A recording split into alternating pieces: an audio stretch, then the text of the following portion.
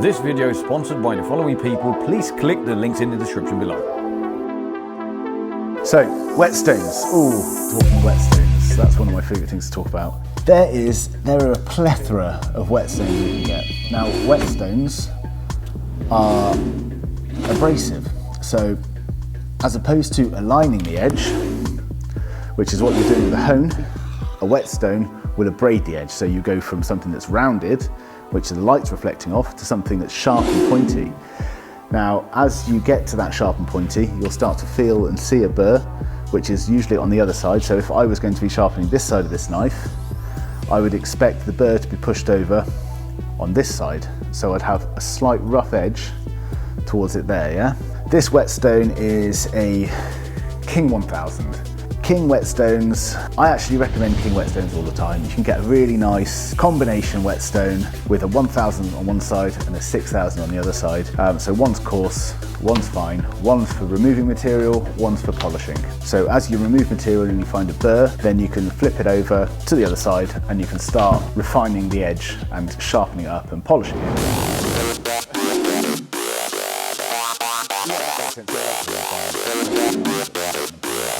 Let's talk about bricks. We're not going to talk about all the bricks. We're just going to use this brick for a minute, and I'm going to talk about this brick. King stones, great little stones, good feedback, soft. You have to keep them flat. You don't necessarily need to keep them flat all the time. If you're going to be sharpening single bevels and razors, flat is the way to go. If you're sharpening other things, you don't need to worry too much. I'm just going to go grab a squirty bottle of water actually, so I can spritz my stone. Now, a King Whetstone, this is a soaking stone, so it hasn't been soaked for very long today, and you can see the water is being absorbed in there, yeah? You see how quickly that's going into the stone? Now that's porous. Actually having water and having the stone wet does several things. So it keeps, not all stones are porous, some of them are splash and go, so they're not porous at all. Having water in the stone helps maintain the slurry and helps lubricate the blade over the surface. This Japanese knife has got that angle on it, yeah? To establish this one, so if I was going to sharpen this, I would start with a shinogi. So if I put the knife down here, that's flat on the spine, yeah? If I push down there, that's lifted the spine up slightly, and that is the angle that I want to start sharpening at for this type of knife anyway. So if I was going to do that, let's have a quick look actually. Can you see? You'll probably see some scratches starting to form. So that's what it looks like now. This is a King 1000, so I'm actually going backwards. So I'm going to start rubbing. I'm going to use my fingers to apply a little bit of pressure, not too much pressure. I'm going to try and work the bevel all the way along. And I'm moving the pressure along right to the edge.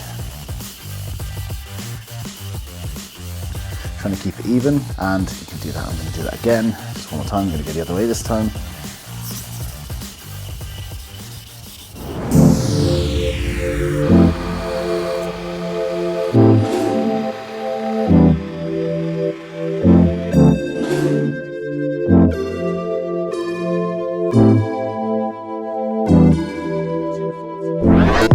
So that is kind of stage one with this type of knife. Again, each knife's slightly different. If you've got a knife that you like using and that you like sharpening and you want to keep that one in good nick, don't let anyone else sharpen it. If you're sharpening it, you'll know what angle you're putting on it, you'll know how you're working with it, and if anyone else puts it to a stone, they're going to change what you've done to your knife. So just look after your own knife. So yeah, that's how you'd move the shinogi back to establish the grain, to establish a finer edge. You don't really need to do that all the time. To abrade the edge, I would probably kick it up a little bit more. Again, it's all about establishing angles. So people, I don't know, have you got a pound? No, I've got no. Real money doesn't happen these days, does it? So some people say put a pound coin under the edge or under the spine to kick it up. Obviously, with different types of knife and different thicknesses of knife, if I was to put a pound under the edge of this knife, it would be at one angle. If I was going to put a pound under the edge of this knife, because it's a narrower blade, it would be at a higher angle, so it would feel less sharp. A lot of whetstones will get delivered with an angle guide, something like this. You can buy these, they're a couple of quid again. The idea of these is that you clip them onto the spine of your knife and it maintains the angle along the edge. So if I was to put this on here, like that, and put it down, that's quite a high angle. But again, the higher the angle, the more robust. Then you can start grinding. And what you're not going to do is you're not going to scratch the spine of your knife, and you're not going to change the angle unless you push it up. So you want to have this thing on the stone, and you want to have the edge of the knife on the stone. Now it's an angle guide. They're great for beginners. They're not bad. You're not going to ruin your knife. You're not going to scratch anything. I've only got stone right along the edge of the knife there, look. So I've only got abrasive along here, and I can already feel a burr kicking over very, very quickly, but it was a sharp knife anyway. And that's a get out of jail free sharpening method, basically. Now again, the same with the pound coin thing. If I was going to put this angle blade guide on this knife, the angle has actually changed quite dramatically between the edge, because it's got a narrower, it's not as tall as this blade. And again, if I was going to put it on a filleting knife, you'd be all the way up here, which wouldn't be very good. It's a bit of common sense, really.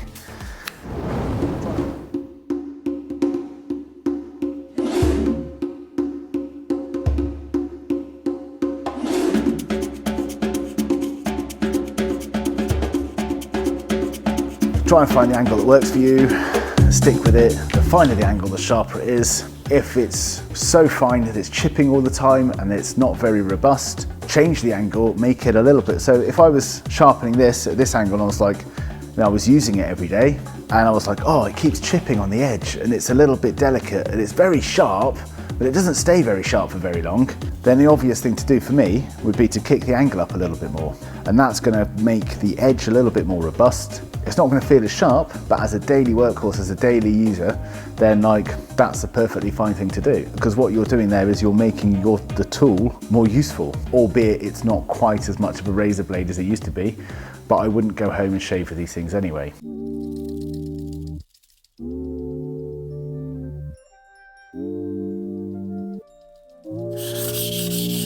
So with this stone, say this is 1000 grit. 1000 grit will see your knife sharp enough to use in the kitchen. It's not going to be not sharp, it's going to be fine. But if you want to take it up a notch, as it were, you can get fancier, finer whetstones. So like I've got a problem.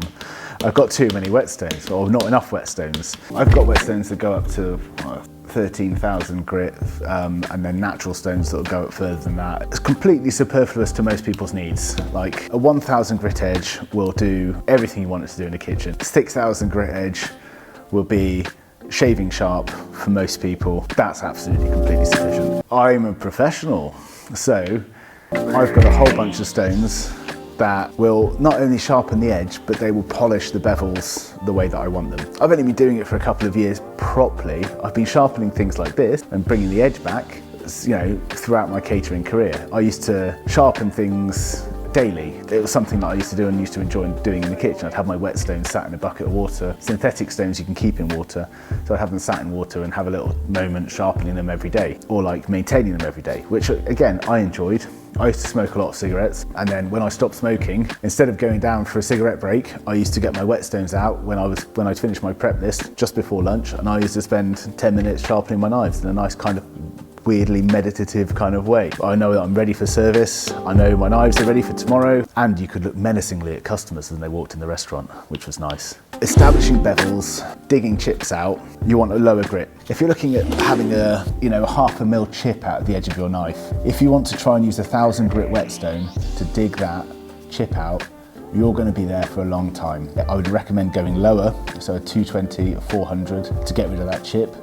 Or if you can't be bothered to spend 50 quid on that whetstone to get another one, or 80 quid on another whetstone, send it to a man who'll do it for you for 20 quid, which is, again, Scott or Alex or whoever fancies doing it. But that's their job, and they'll do it well, quickly, and better than you can, probably.